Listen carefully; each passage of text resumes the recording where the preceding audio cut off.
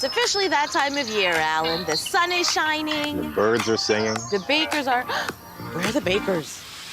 I'm really freaking happy to be here. I grew up baking with my grandmother, and now I'm here. I feel like I've been transported into just a special place, and clearly I have been. This is just so cute. It's genius.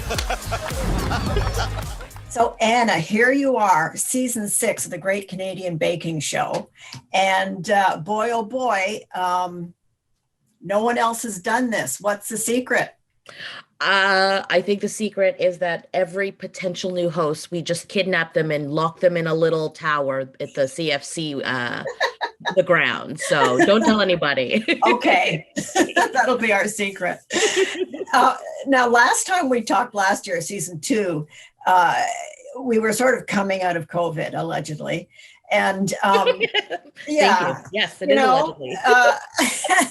And you were allowed to eat the baked goods because the previous season you weren't allowed to, which seems criminal. But so what was the vibe this year? This year, we returned a little closer to normal. And again, Alan and I were able to taste the incredible bakes that the bakers created. And so that didn't go to waste. And also what was new for this season, and again, returning to sort of what happened pre-pandemic times, was now the crew was also open to having some of the bakes as well. So there was way less food waste and a lot more happy crew getting to enjoy what they were filming and what they were watching being made. Yeah, so cruelly. That's wonderful. Speaking of happy, you and Alan and the judges posted pictures of going out to meals together this summer, and I loved it. It told me, number one, I can't wait for the show to come back. Number two, you really are friends. Mm-hmm. We are. It's, it's not uncommon for any TV set or film project that you do that you get to be friends with the people you work with. And, having Kyla and Bruno there, who are, they're chefs. They are, they're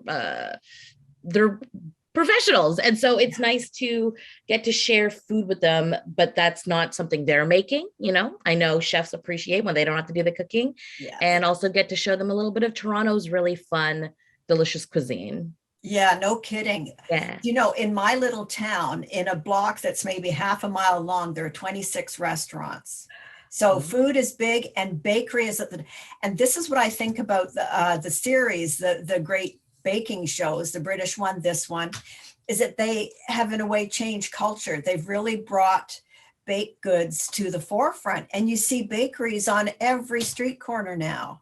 Absolutely. And you see micro bakeries popping up, and like Instagram businesses where you can get people's really great baking all through, an app, and people can start businesses that way, which is also really great because, in a pandemic time where a lot of people have sort of pivoted to different career paths and maybe shifted what they want to do and chasing their passions, a lot of bakers have come out of the pandemic. And that's because everyone had a lot of time at home, and everyone can appreciate and learn just how baking really brings people together, and baking and sharing go hand in hand.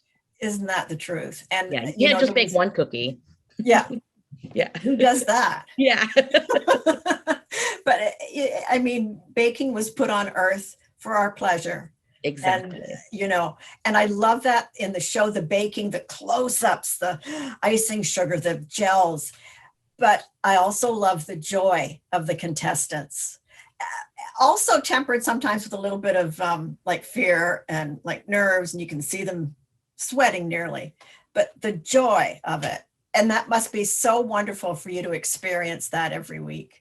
It really is. And it's so funny because we shoot in the summer, and then we have the weeks where the months really leading up to the premiere where things are quiet. No one knows who the bakers are. We don't reveal it until closer to the date. And it's just so funny to see sort of on social media, like the bakers after a season getting to be so close with one another and uplifting each other. And it's such a nice community, and everything that you see on screen is real. These are real people. These aren't actors. What they bring to you, their love, their joy, their fear, their stress, those are all in the room, and it's all completely organic and natural. And it's such a wonderful show because a lot of reality shows show sort of the up and down of a human's emotions on any given day, especially when they're asked to do something quite stressful. It's nice that this show sort of takes that, but also gives you the comfort of being like, hey, there's people here to help, and there's people here to joke around when the air is light. There's people to diffuse the tension when it's stressful. And it's a really positive show. And it's like that in real life too. I can't say that enough. I don't think I can say it too much, but the Bakers and Bruno and Kyla and Alan and me are as nice and as wonderful as they seem. And I can't wait for the rest of Canada to introduce themselves to this set of new Bakers. I think you and Alan really raised the bar on the feeling, on the positivity of the show. And I we're comedians. Yeah, right? Yeah, nothing is so stressful. Nothing is too serious that it can't be met with a joke or a smile or a kind, glance to be like, hey, we're all in this together. It's okay.